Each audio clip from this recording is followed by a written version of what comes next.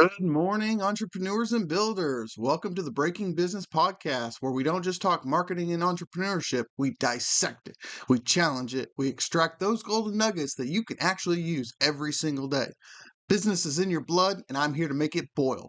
I'm your host, Dr. Wood. Now let's break it down and build something great. Today, in this video, I wanted to talk about teams. And are managers still necessary in a team, or can they kind of self-organize and figure out what needs to be done? And the long and short of it is no. I think managers are still necessary because of a hierarchy of understanding from C-level executives all the way down to middle managers, all the way down to team members. So when a C-level executive puts forth a plan that says, I want you to reduce budgets in this area specifically, well, imagine if they cut out the middle manager, essentially, and they throw it to the team, and the C-level executive tells the team, alrighty, we want you to cut things here. Well, in a team of 5 people, everybody's opinions, everybody's ideas are all over the place. That doesn't really resonate with that C-level executive most of the time. They haven't been in the company long enough, or they don't understand the ripple effects from the various cuts. Middle managers are kind of that, as the name implies, it's the middle spot. So they are in touch well enough with the bottom rung for the teams, but they are also close enough and hopefully wanting to pursue the higher level positions. So they try to understand and develop their culture, their response, their ideas around what upper management would like to see when something is getting passed down. Another thing to think of is the vision of each individual project that a manager gets too.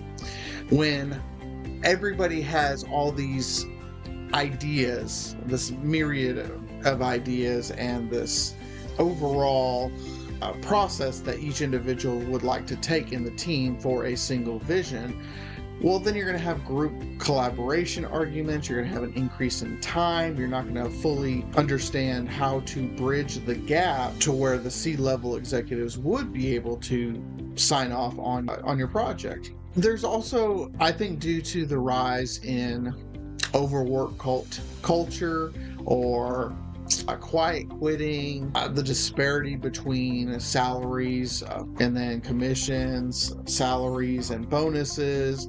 I think that's the overall value towards the company for a small team at the bottom is not going to, a better way to phrase that, they don't give a shit. They really could care less what that C-level executive's vision. They're just going to hear what happens, and they're going to give probably minimal effort because they don't have enough skin in the game.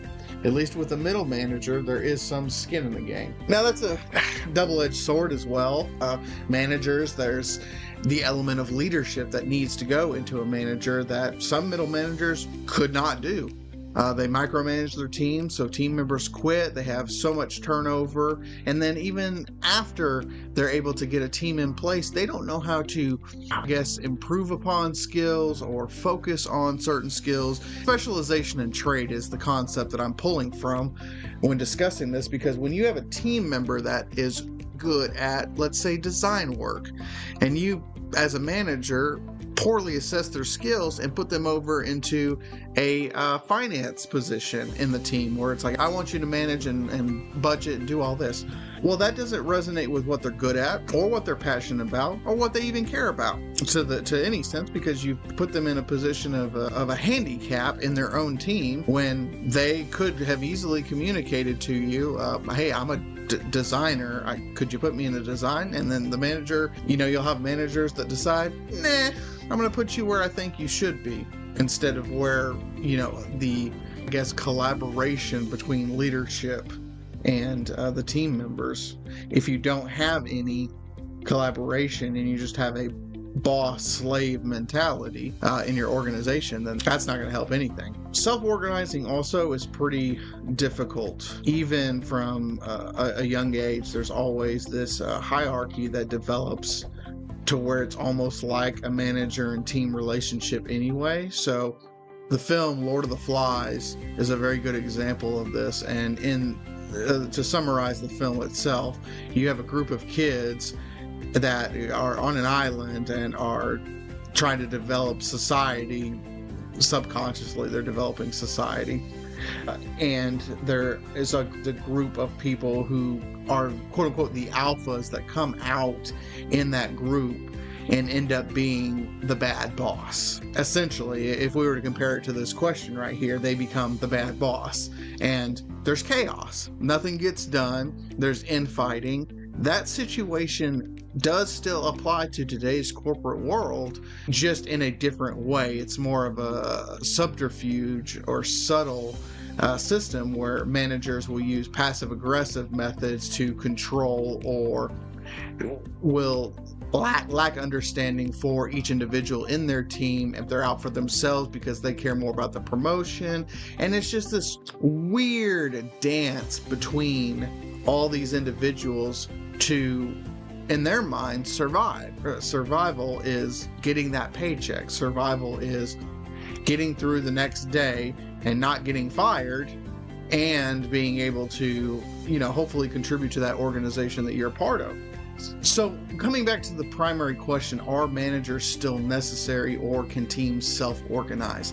The answer is yes to both, I think, depending on corporate culture, depending on the style of the managers being able to manage, and then the style of the employees being able to be employees. The manager is still going to exist in some degree. There's always going to be a leader. There's always going to be followers of things. And that's more of a human nature thing. And we've just corporatized it and put it into words. Instead of leader, it's manager or executive or senior of whatever, to display seniority.